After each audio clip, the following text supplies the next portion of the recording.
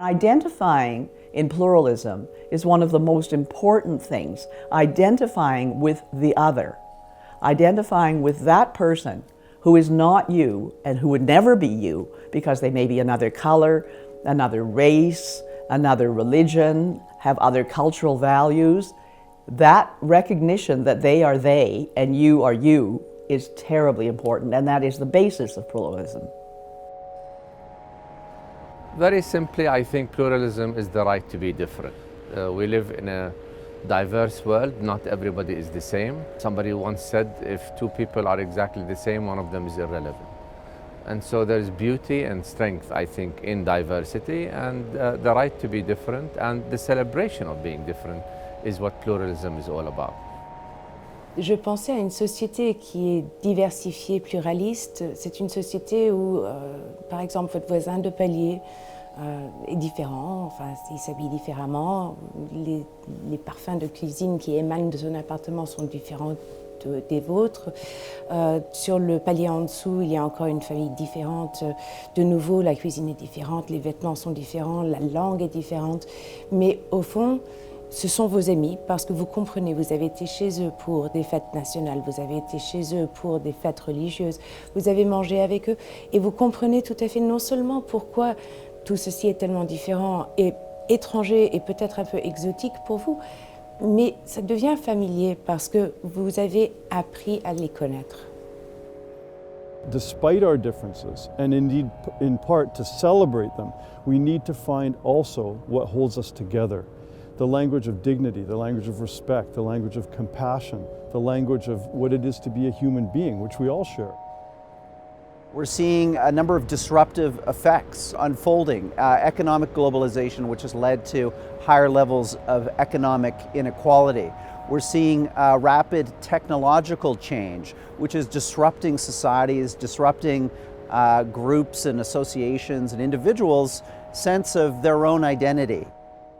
Today more than ever, pluralism is essential because it's a way of preventing further destabilization in different parts of the world and hopefully improving what has been happening in terms of conflicts in certain regions. So it's a way of building peace.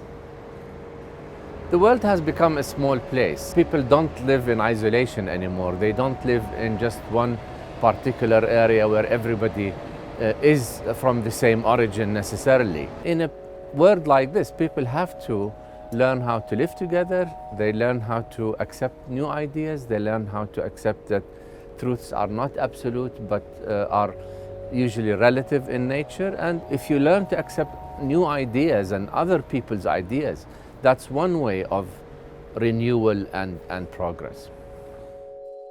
While diversity in our populations is a fact of life, we still haven't developed the intellectual and emotional comfort to be able to live with it and to be able to recognize that it's a value, it shouldn't be a source of conflict. I think the center has to help educate. It has to help reach out to populations. It has to help bring people together to discuss these issues, to discuss the challenges that we face today through its research, through the seminars it organizes, through its discussion with political leaders, encourage pluralism, tolerance, and understanding.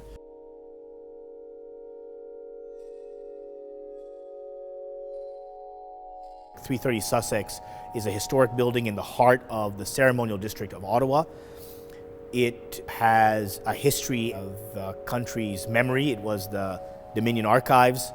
It has a history as a war museum, and it is now being converted into one of the most important values that Canada can now project into the world as the headquarters of the Global Centre for Pluralism. It is the board's aspiration that the building become a center for thoughtful exchange, for radiating partnerships, for concentrating energy and ideas around this important issue of pluralism. And that the building become a vibrant center of activity that allows us to continue to expand the boundaries of the possible in relation to an increasingly diverse world becoming increasingly pluralist as well. I've seen situations where people would argue about events that happened 150 years ago as if it was yesterday and fight over it, realizing that there are many other things that they could agree on that unites us, values that we share, that we should stress. I have found often in my life this, people expect you to define yourself. What are you? Who are you? Where are you from? And I can't do that personally. And therefore, people who don't accept that, who seem shocked or surprised or upset, I recognize in them an absence of understanding of pluralism. So it's personally important to me.